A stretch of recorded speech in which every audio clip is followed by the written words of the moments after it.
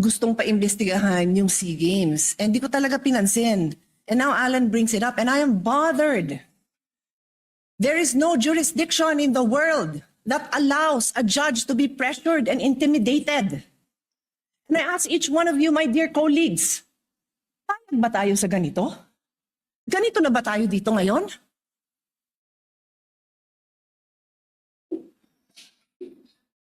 Don't we want a better country for our children? Why would you allow a director who was just called to be a witness next week brag that he's going to investigate? And again, I don't know. So I respectfully request that it be played. Malaki daw kaso to. Naimbestigahan na niya? Alam niya ng malaking kaso? Ano naman? So sa akin lang, Mr. Presiding Officer, simple lang eh. What was the intention here?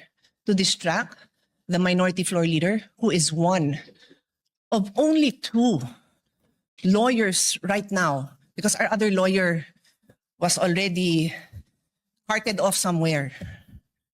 So dalawa lang kami. So you wanna distract him. So ako na lang ang tatayo dito. Hindi na siya makakapag-aral. Yung ba intention? Because it is clearly the intention. The fact that he has to stand up, the fact that I have to stand up, the fact that Senator Robin has to stand up, he is distracting us from our job. As Senator Alan said, he could do it quietly.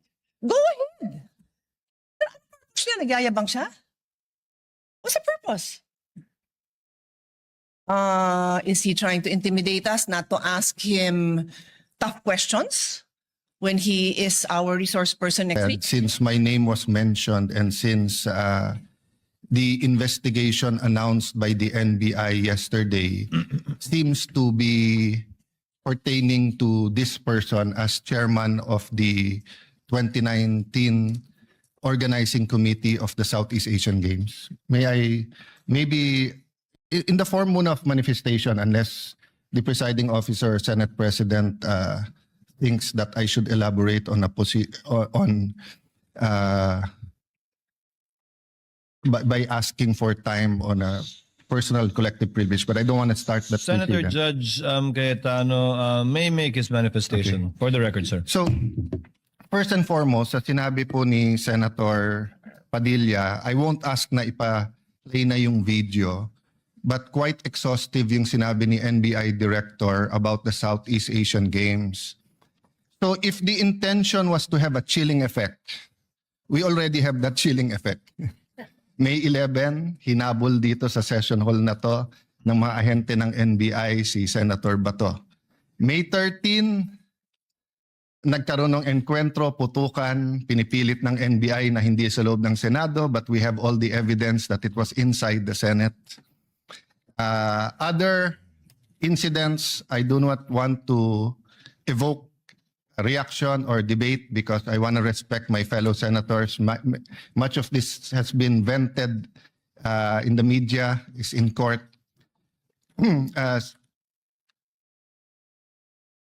Director Matibag has promised us that he will give us a warrant issued by the ICC, has promised us that he will hold his agents na nanggulpi ng isang OSAA. He will be the one to implement the contempt order and hold them in his office, but wala ditong natupad.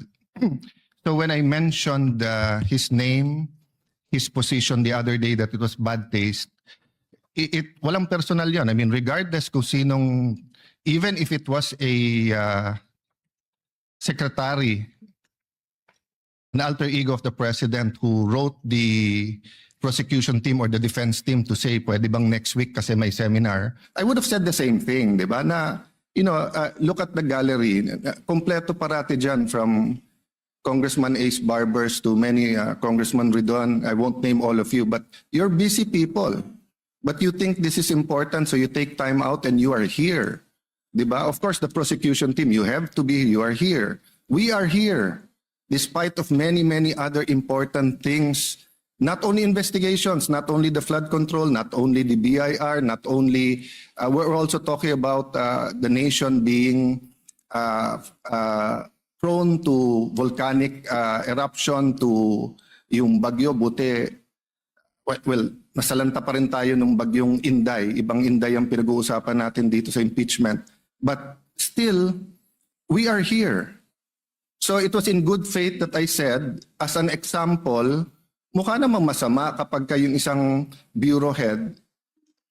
NBI director is a very important position, but it is a bureau. So if a bureau head, and tignan yung invitation, nakalagay sa invitation, or your representative, and we resolved it. So aksidente ba na yesterday, suddenly after I mentioned it,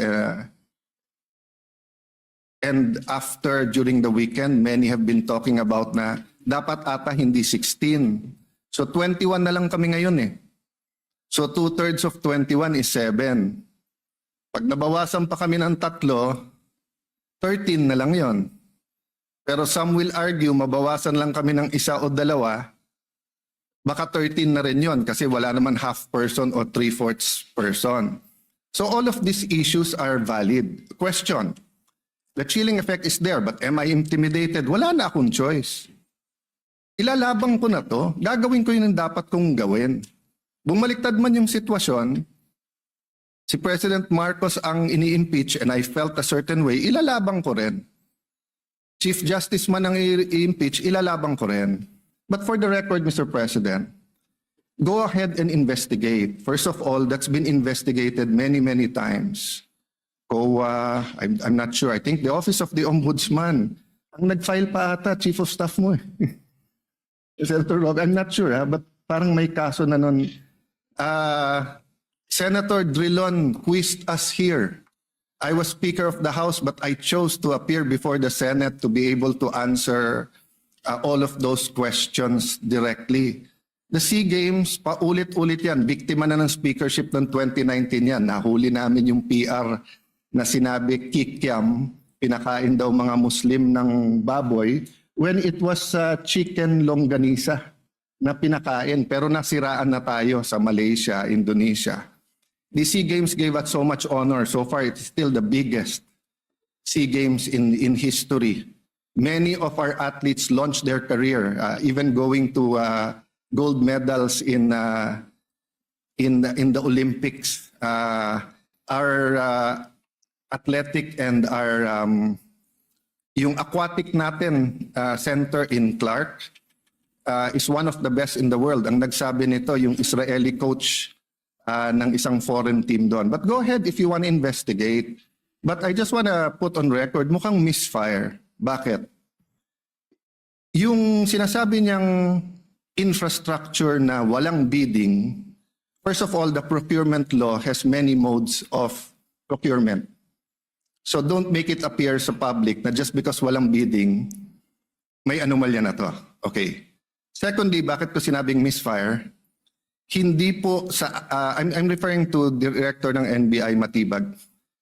I had nothing to do with the infrastructure. The chairman of the committee.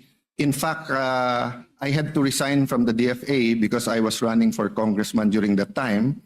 So dun sa sinasabi ni Director Matibag na may congressional insertion to fund it, it's definitely not me because how could a non-member of the Senate or non-member of the House insert anything? Okay. Dun sa sinasabi niyang infrastructure, it was done by the BCDA. The chairman of the BCDA is one of the closest advisors of the president now.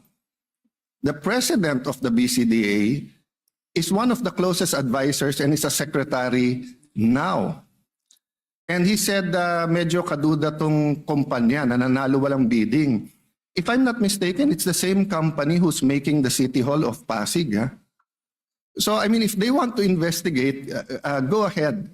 But by mentioning the organizing committee of the SEA Games, ako po chairman nun. At paninindigan ko po na napakaganda nung nangyari doon. At kung may anomalya, ako unang magagalit. So, go ahead. But my point, Mr. Chairman, honorable members of the court, sa prosecution, to be fair sa prosecution at marami akong kaibigan, I've never felt any intimidation from any of you. I mean, you've continued to be either friends or for those who are former friends but friends. I mean, I don't know if nagkamali lang ako but on the first day, I nodded ng konti kay Senator De Lima. Gumanon din siya, hindi ko alam kung acknowledge because we were friends once upon a time and this is a court. We owe it to each other to be professional, di ba? So wag tayong pumayag na someone like Director Matibag would do that. My point, Mr. President, Mr. Presiding Officer, he could have not announced it and investigated. Imbestigahan mo, tingin mo may mali, imbestigahan mo. But it is unfair to me and unfair to the court that kung kailan siya patatawag siya sa Monday, intimidate mo ako, hindi kita tatanungin sa Monday dahil mag-a-announce ka na iimbestigahan mo. Tapos sasabihin mo may insertion, tapos sasabihin mo hindi liquidated po lahat yun. So let me talk of unfairness. Hindi ba unfair? Kung ako babaliktarin ko, sasabihin ko, inimbestigahan ko na rin kahapon eh. Ang sabi sa akin, mainit ang ulo ni Director Matibag kasi may contractor na daw yung binigay na lupa para sa NBI at gusto niya sarili niyang contractor. So would that be fair to him? No, it would be a marites accusation. So that's the same thing he announced yesterday. A marites accusation towards me that affects this court because I am now a senator judge. So I hope this is the last time that I'm going to have to speak about this. But definitely we've been speaking about this, binabawasan talaga kami. Iniisa-isa, even yung mga vlogger na malapit sa administrasyon, sabi 2 down, 3 down, may kasunod na. Di ba? So, Mr. President, I want this impeachment to be a test that the 1987 Constitution works and that despite political differences, the prosecution and defense, I saw them after the first or second day, nagkakamayang kayo, nagkakamustahan. After the first or second day nung mainit na baliktaktakan dyan sa pre-trial, nagbabatian, di ba? Even in court. So we can't help but be emotional. We can't help but get mad at what we think is disgusting or sometimes crossing the line. But is there any question that for this verdict, whether it's for conviction or acquittal, to be accepted by the Filipino people, we have to make sure that the integrity of the court is intact. I will admit to you, nahirapan po ako. Wala si Senator Marcoleta. Iilan lang po kaming abogado dito. Si Senator Pangilinan, Senator Cheese, si Aimee is a law graduate, di ba? Pia.